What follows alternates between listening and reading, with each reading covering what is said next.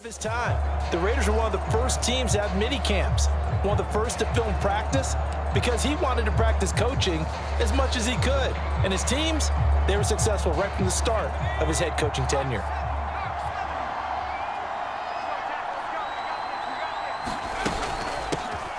It'll be Sanders to begin the drive. And some room to work. And able to get this one across the 45 before he's brought down. An excellent way to start the drive there, 18 yards. So as we mentioned at the top, well, let's take you through the life of John Madden. And, you know, it's very fitting that we're here back in the Bay Area, not just because John's so associated with Raider football, but also because this was where he spent his formative years. Yeah, he grew up over in Daly City with his buddy John Robinson, who would also become an NFL head coach. And he played his high school ball at Jefferson High, eventually wound up playing tackle at the University of Oregon and later Cal Poly San Luis Obispo. Played well enough that in 1958, he was a 21st round draft pick of the Philadelphia Eagles. That's right, the draft had 30 rounds then. A little bit of space there for the first down run, as that's going to get him about 5 yards. Charles, you mentioned Coach was a 21st round draft pick back in 1958. It was the Philadelphia Eagles who selected him. But unfortunately for John, knee problems, they just continued to dog him. He was hurt in his first training camp, actually never saw the field as a player in the NFL. But it was still during his time with the Eagles, you and I were talking about this before going on air, that you could start to see the light bulb going on for what his career path might entail. And it went on in a big way, didn't it? Because while he was rehabbing his knee, he started to spend a lot of time breaking down film with the Eagles with quarterback Norm Van Brocklin, the future Hall of Famer and future head coach in the NFL. Remember, Van Brocklin coached with the Falcons, he coached with the Vikings. And it was there during that time, I think Coach Madden realized his love of football and love for teaching, combining all that together, and that meant being a football coach. So in 1960, began his coaching career at a small college south of San Luis Obispo called Allen Hancock, and then later at San Diego State University under another legendary coach, the guy who could throw it around pretty well, Don Coryell. Charles, you know, it was in the early 1960s that a young John Madden made the acquaintance of the owner of the Oakland Raiders, one Al Davis, of course, and the two, they really bonded, would become one of the best owner-coach duos in NFL history. And to take it a step further, Al Davis became someone who John referred to as his best friend. Yeah, in 1967, Brandon, Al Davis hired Coach Madden to be a linebackers coach. Remember, this was still the AFL at that point. We had not merged totally with the NFL. And Coach Madden, he paid dividends almost immediately. Helped the Raiders win the AFL title in 1968. And that meant a date with the Green Bay Packers in what was now known as Super Bowl II. But by 1969, at the age of 32, just 32, Brandon, John Madden assumed the mantle of head coach of the Oakland Raiders. And what a ride he, the Raiders, in the NFL were about to go on. They're looking for a lane, but none to be found for Sanders as they stop him short of the line to gain. Nothing doing on that one, and it'll be 4th down. Absolutely love the effort there. The ability to flow from his inside spot and stop that one at the line of scrimmage. Nice linebacker play.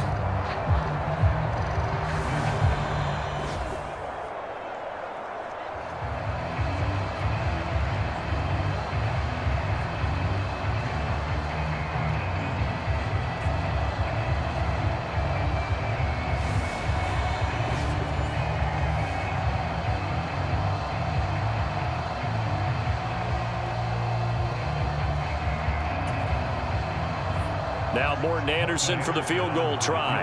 It'll be spotted on the right hash. A 52-yard attempt. And I don't think this has the carry. It does not. It's no good. And this will remain a scoreless game.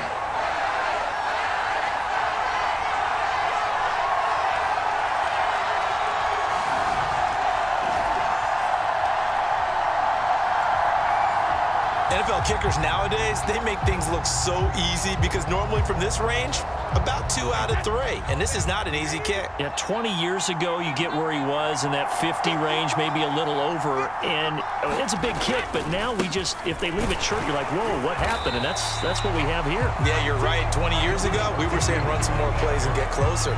Now we think they're definitely within range, and you're exactly right. When it comes up short, There has to be something that went wrong because they had plenty of leg. Charles, you talked about John Madden and the Raiders going on a ride. Well, try these numbers on for size. In 10 seasons as a head coach, the Raiders won their division 7 times. They finished second the other 3 times, and he became the youngest coach to amass 100 career regular season victories and is still, to this day, the franchise leader in wins. And when you think about it, that's where that rivalry with Kansas City really took root, as did the expression commitment to excellence. And boy, was it personified by the players who played for Coach Madden. On offense, how about quarterback Kenny Stabler, wide receiver Cliff Branch, wide receiver Fred Biletnikoff, tight end Dave Casper, to name a few. How about those great linemen he had? Center Jim Otto, guard Gene Upshaw, tackle Art Shell, all of them in the Pro Football Hall of Fame.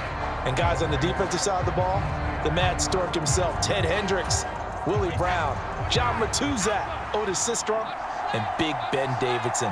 So many great players, so many great memories. Brady now on first down. Caught by Gates, left side. And the tackle going to be made at the 38. Charles, you think about all the success that John Madden had as an NFL head coach, and he had plenty, and we talked about it, including the 10 straight winning seasons, a Super Bowl title. But like any great coach, he also suffered through a few tough losses along the way as well. And Brandon, those tough losses came in high-stakes games because they always had such great success. Think about it this way. 6 times in his 10 years, the Raiders were knocked out near the AFL championship game or the AFC championship game. But it might be a divisional round exit. That's the one that bothered him most of all. Three River Stadium, December 1972. Yes, the Immaculate Reception game. Franco Harris grabbing the ball that was deflected. Almost at his shoe tops, he picked it up and took it in for a game-winning score to give the Steelers a 13-7 victory. And partner, anyone who loves black and silver still doesn't believe that ball hit anyone in black and silver that day, and that play should never have counted. The CD, we spoke of some of the Raiders' tough playoff losses through the decade of the 70s, but for one shining season, they put it all together, and that was 1976. You remember a 13-1 regular season, a memorable playoff win over New England. They dominated the Steelers 24-7 in the AFC title game, and then a meeting with the Minnesota Vikings in Super Bowl 11. Oh, Brandon, what a game that was down at the Rose Bowl in Pasadena. A gorgeous 53-degree day, perfect for football. Raiders get out to a 16-0 lead at the half, and Clarence Davis, no relation, although I would certainly claim it, strong on the ground, 137 yards rushing. How about Freddie Biletnikoff, the MVP of that game, catching everything that came his way? Kenny Stabler running the offense with precision, and we all remember the one that sealed it, the grand old man himself, Willie Brown, with the laser-focused eyes, picking off Fran Tarkenton and taking it 75 yards for a touchdown. 32-14 the final score. Raiders had their first Super Bowl title, and we got the iconic shot of Coach Madden being lifted on the shoulder pads of his players and carried aloft as a Super Bowl champ.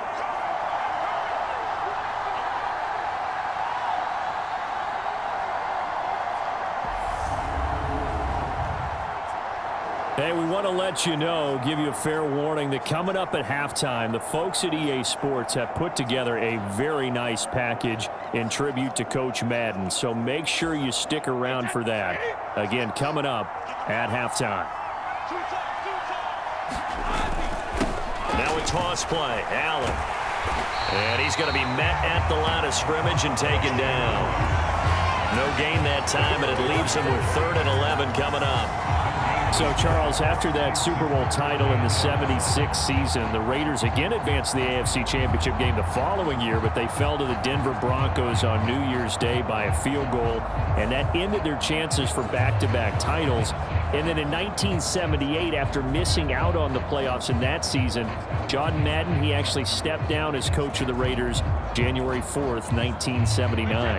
Yeah, and that was a surprise for the league because remember, Brandon, he coached 10 seasons in the NFL, but he'd put everything he had into the Oakland Raiders, into being a head football coach, into guiding, mentoring, loving his players. And he just sort of felt like it was the right time to step away.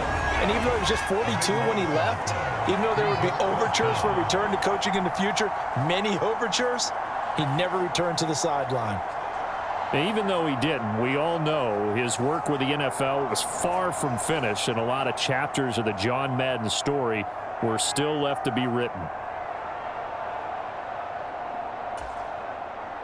On is the Hall of Famer Ray Guy to punt this away on 4th down.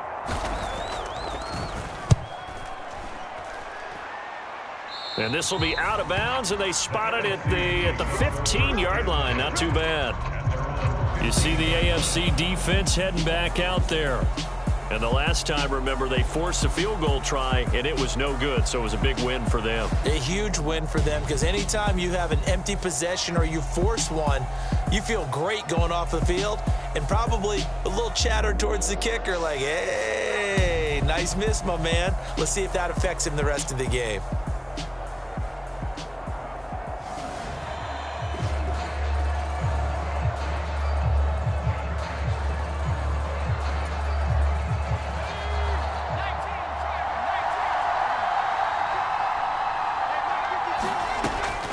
They start on the ground here at Sanders. He fights forward for a modest 2-yard gain, 2nd down. That was a pretty good job defensively to hold him to a 2-yard run, but I've got to think this offensive line, they're asking their quarterback for a different type of a run, one that they rely on, one they have confidence in, one they feel like they can block.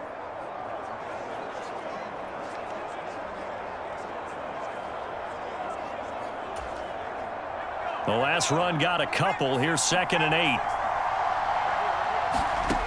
Now Favre. That'll be caught by Rice. And he's got it past the 30 before he's hit and dropped. Now the NFC going to call the first of their 3 timeouts as they'll stop the clock with 26 seconds to go until halftime. So they'll come up 1st and 10 now from the 33. To throw is Favre. He's going to air one out. And that is caught at the 10-yard line. A big play there just before halftime. 59 yards. Now another timeout called for by the offense. So that means they're down to 1 remaining here as we head toward halftime. From the 8, they've got it 1st and goal. Here's Favre to throw. Touchdown! Randy Moss as the first half is winding down. And the NFC is in for 6. He was on point throwing the ball right there. He had the big play to get him down close, and then he delivers a touchdown pass on 1st and goal. And you mentioned the big play that got him down close. I think that big play left him reeling a little bit. They didn't recover from it. And, you know, they always talk about having to have a short memory on defense after a big play against you. Looks like their memory was a little too long there. Morton Anderson now for the extra point.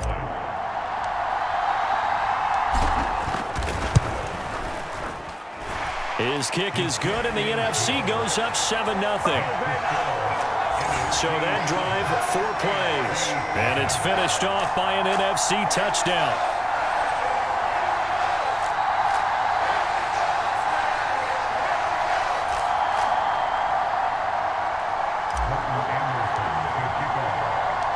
So not much time to speak of remaining in this first half as the kick's away.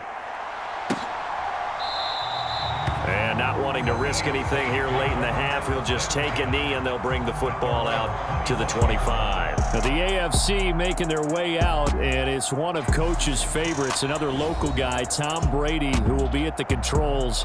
And boy, Coach always admired the way number 12 could run an offense, and especially his ability to stay calm under pressure. Tom Brady is a guy who's always looking downfield. He never looks at the rush. He hangs in the pocket, and he makes a throw. He's a cool guy, and he's a tough guy. Let me tell you, there's no one calmer in the pocket than Tom Brady. And I know that Coach has a great appreciation for Tom Brady, who turned 45 back on August 3rd, because Coach coached a guy like him in Jordan Blanda, who played a long time in the NFL. In this game, it features legends and active players. Tom Brady qualifies as both. Mike Singletary, the one to bring him down.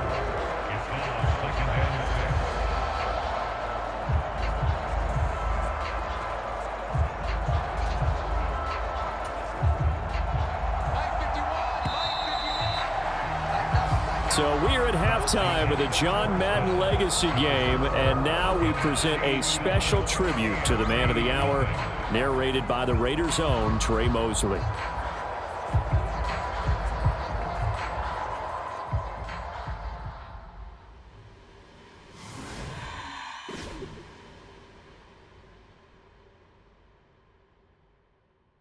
What comes to mind when you hear the name Madden?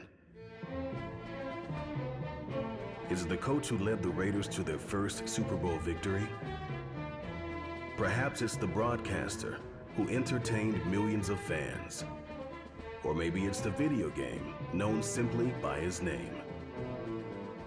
But no matter what comes to mind when you hear the name Madden, everyone thinks of one thing: football. The core of it was football. It's the greatest game in the world. The left goes to the right goes to the left.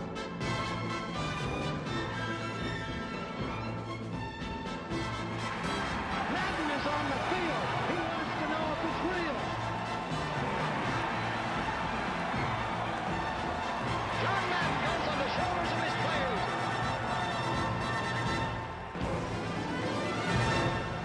In my mind, John Madden is the most important figure in the history of professional football. Show me somebody else who did it on 3 levels the way John did it. There's nobody.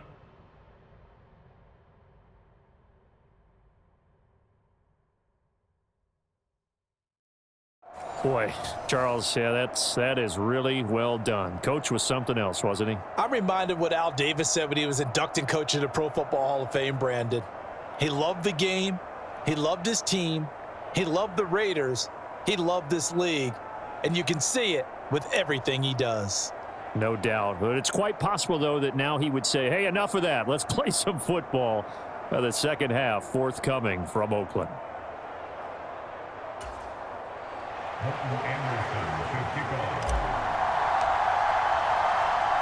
The AFC going to get the football first here as we are back underway from Oakland in the John Madden Legacy game. And we will not see a return to start the half, as this will be a touchback. The AFC offense heading back out. You know, Charles, Coach really loved to utilize his tight ends in the passing game. You think about Dave Casper, Hall of Famer for those great Raider teams. And I think he saw a lot of Dave Casper in an all-Madden staple, Tony Gonzalez. Tony Gonzalez is the type of tight end I think everyone's looking for. He's a guy that can make some big plays from that tight end position. Let me tell you, you better make sure you have him accounted for on every play. And that's exactly right, because Dave Casper, he could shred defenses down the middle of the field. And that's exactly what Tony Gonzalez did in his entire career. A 14-time Pro Bowl selection. Only Tom Brady has more. There are 6 guys in the 15,000-yard receiving club. He's the only tight end in there. Tony Gonzalez, every snap, he had to know where he was because he could make plays short, medium, and long, and often put the ball in the end zone. 6 yards on that last play. Here's 2nd and 4.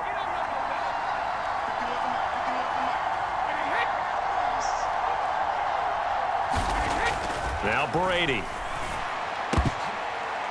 And this throw incomplete.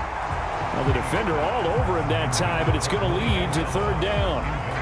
So now, Charles, to pick up the story we've been telling, John Madden at 42. He just completed a 10-year stint as the coach of the Raiders. He wants to step away a bit from the grind of coaching, but he doesn't want to step away from the game of football. So he ends up signing on with CBS in 1979 to try his hand at broadcasting. And much like his coaching career, he was pretty much an instant success.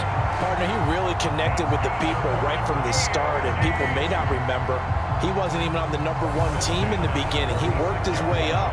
But the same things that made him a great coach made him a great broadcaster. The ability to show the big picture, yet break it down into the details. That's what he did with his teams. That's what he did with the people. That way, he was simple to understand, yet insightful for viewers. And he did with that big personality that he had, one that connected with everyone. That would give running left. It's Bettis. He'll get it up near midfield to the 49 before being taken down.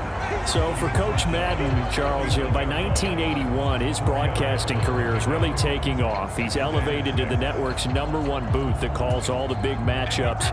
And he gets the plum assignment of calling Super Bowl 16, 49ers and Bengals, and he's teamed up with Pat Summerall. And that pairing ultimately would go on to be one of the most influential in sports broadcasting history. Influential not just in us listening to them. Remember, they went on and called 8 Super Bowls together. But how they put together kind of the template that all of us broadcasters follow now. Sitting down with the head coaches and the quarterbacks and the stars of each team before a ball game to get extra information. And the way that those two paired together, Pat Summerall, short, concise, to the point, and turned it over to Coach Madden to fill in all the big details. As you mentioned, CD, talking about John Madden, the broadcaster, he called 8 Super Bowls with Pat Summerall, 3 more with Al Michaels later in his career. He spent nearly 3 decades in the booth all told.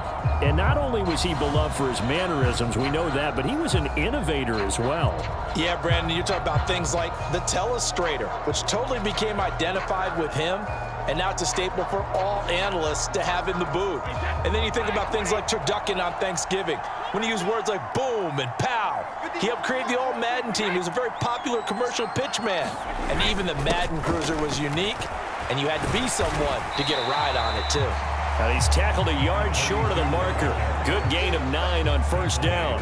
Now, CD, we did get a little ahead of ourselves talking about John Madden, the broadcaster in the 90s and 2000s, because there was another product during that time period that he became quite famous for, and it's something that you and I know a little bit about, and that's the video game that bears his name. Originally John Madden Football when it was first released back in the late 1980s, and now known the world over simply as Madden. And Coach saw this originally as a way to teach the game of football. The early designs were for a 7-on-7 game, but he said no chance. He would not sign off on it. He wanted to be as realistic as possible. He told him, call me when it's 11-on-11, and he got his wish. Yeah, after that debut, Madden the video game continued to pick up steam through the 90s in a big way, and John himself, many will remember, was a commentator for the series for many years. And now here we are in the 2020s, and this game has sold somewhere in the neighborhood of 150 million copies.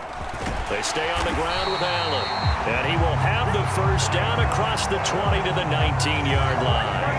A third down gain of 3 yards, and that'll be enough.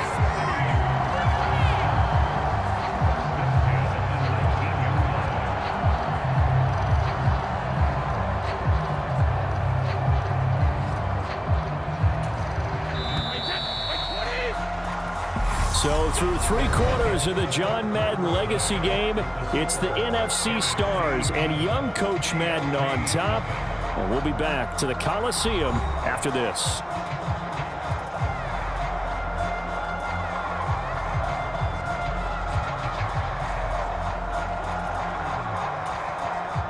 The drive continues as they search for a tying touchdown. Here's 1st and 10.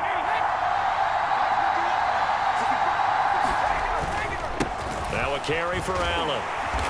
And he'll get this down only to the 18. Credit him with a 1-yard gain there to make it 2nd and 9. Vision is so important for the man in the middle because his ability to look through all the clutter that's happening in front of him, diagnose a play, and then go make it and finish it, that's when the great ones know that they have the goods.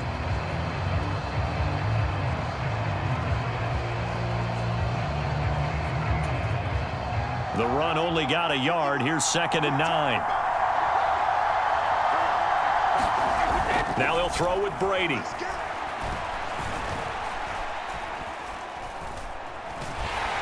And down he goes. A coverage sack. Took too long to get rid of it. He couldn't get away. He'll wind up losing a dozen yards. A 12-yard loss, and it brings up 3rd. And the passing game's been struggling a bit today, and that was the latest example. Haven't been getting much yardage out of it, and now on his back after the last play, he faces 3rd and long.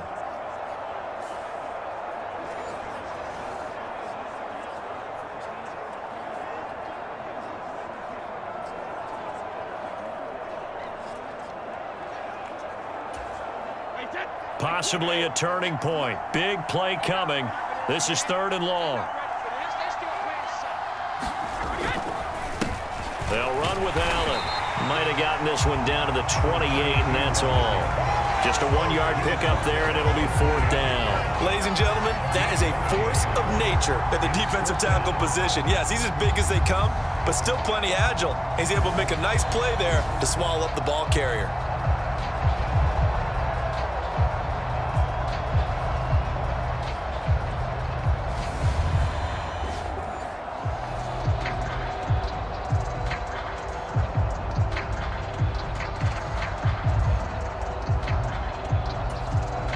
So here comes the trusty, battle-tested Adam Vinatieri for a big kick. And this will be a 45-yard attempt. Vinatieri's kick is good. And they are on the board, but still trailing. It's 7-3.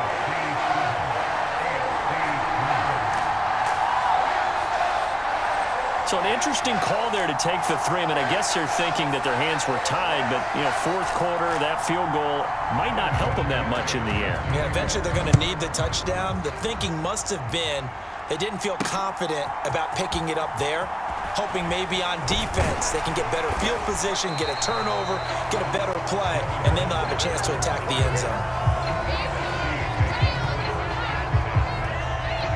The NFC offense coming out here, and Charles, Coach Madden always said that if he had one drive to win a game and he had to pick a quarterback, he would pick Kenny Stabler. But I think if you asked him to omit any of his Raiders players, there's a good chance the guy he'd select would be Brett Favre. Brett Favre is always smiling. He's always laughing. He's always talking to someone. He remembers that it's a game. And if it's a game, you should have fun. And Brandon, that always reminds me of a great movie line where one of the players was telling the coach, every time I say it's a game, you say it's a business. And every time I say it's a business, you say it's a game. With Coach, it was always a game. Fast footwork by Sanders. 53 yards rushing now on 8 carries for him so far.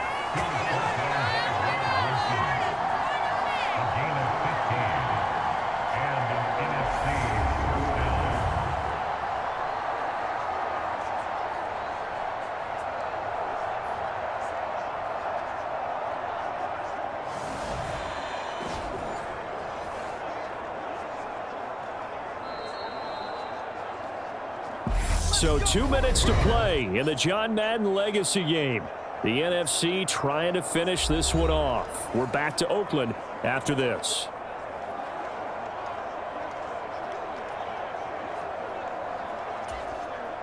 They're not totally home free yet, but it's looking good as they come up 1st and 10. Another run with Sanders. And some space here. And he'll be corralled out across midfield down to the 45. And quickly we're going to get another stop here with 1:54 left as they call the timeout defensively.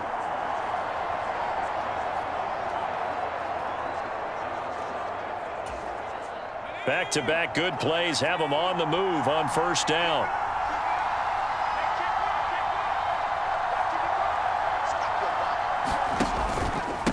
They'll run with Sanders up the middle. And down to the 41.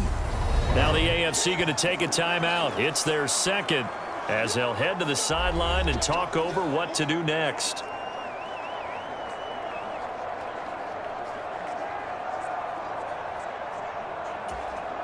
Have to imagine this will be on the ground as well as they come up 2nd and 7. Shotgun snap and then the give to Sanders. Room here to run. And he is in. Touchdown NFC. A great play there. 41 yards. And the NFC is in for 6. What a huge touchdown that was, obviously, here in the late stages of the 4th quarter as they try to put this one away. And, Brandon, when they watch the film after this week, they'll be very proud of every rep if they close this game out. Just a few snaps remaining. They can't relax just yet. Anderson on for the extra point.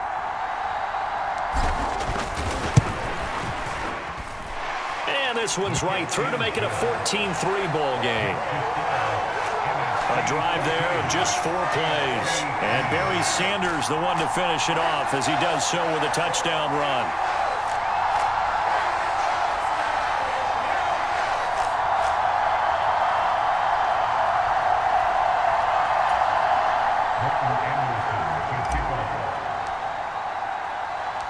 Following the touchdown, here's Anderson to kick it away. This fielded right at the goal line. And able to take it past the 25 and up to the 28-yard line.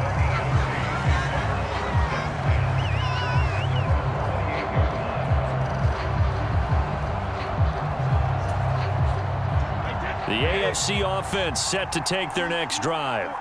And after the field goal last time, we'll see what they can get here. At least they got points out of the last drive, Charles. I've never met an offensive coach that didn't want to drive to end with a kick. Most of them wanted to end with a PAT, right? In this case, a field goal, they'll take it. Way better than the alternative, which is a punt. Yeah, but you met fan bases that wanted that, that weren't happy with that field goal. I haven't met a fan base yet that wants to drive to end with a kick, other than the extra point. That's it. So, CD, you look at the accumulation of John Madden's achievements in the world of football, the coaching success, the Super Bowl title, the incredible career as a broadcaster with 12 Emmy Awards, Madden the video game. It was very fitting back in 2006 that John Madden got the call to be enshrined into the Pro Football Hall of Fame. A more deserving person you will not find. He gave an incredible speech on that day, Brandon. So many of his former Raider players were in attendance. He talked about how he envisioned that when the last person turns off the lights in the hall every night, that the bus talk football amongst themselves. And what a discussion that might be. Yeah, he finished his speech by saying, "Today feels like the second time in my life that I'm being carried off on the shoulders of others. Yet instead of off the field, it's into the Hall of Fame. This has been the sweetest ride of them all." On first down, Brady. Allen has it, left side. Only able to gain a couple there, and it'll be second down. Brady saying let's go as he'll hustle him to the line. Finding Allen. So give him 2 yards there on the completion. And now third down and 6 to go. They are in need of 6 yards here if they hope to move the chains. Throwing is Brady on third down. And it's incomplete. Took a shot, couldn't connect. That means there's just one last chance left, and this has to be a first down or a touchdown, or this game's over.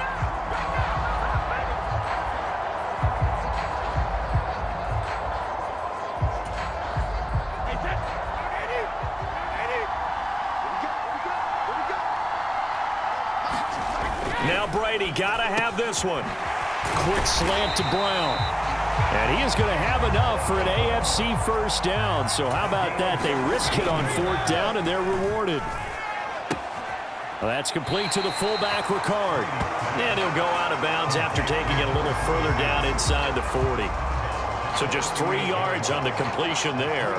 And that'll bring up second down. Now that's often a surprise for the defensive guys when they see the big fella slide out of the backfield and catch the ball. Not something they usually go over in practice very often. Now Allen. Now the AFC going to use their final timeout of the half as they'll stop it with 13 seconds left to play. Coming up here looking for 3 yards to pick up the first.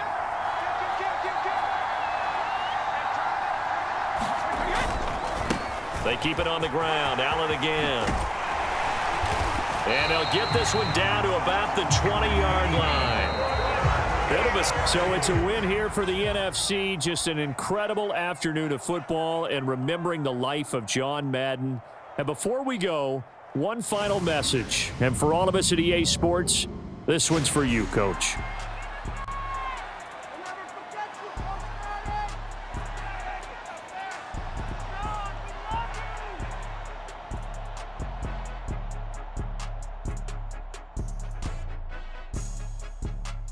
I just say this, I thank you all very much.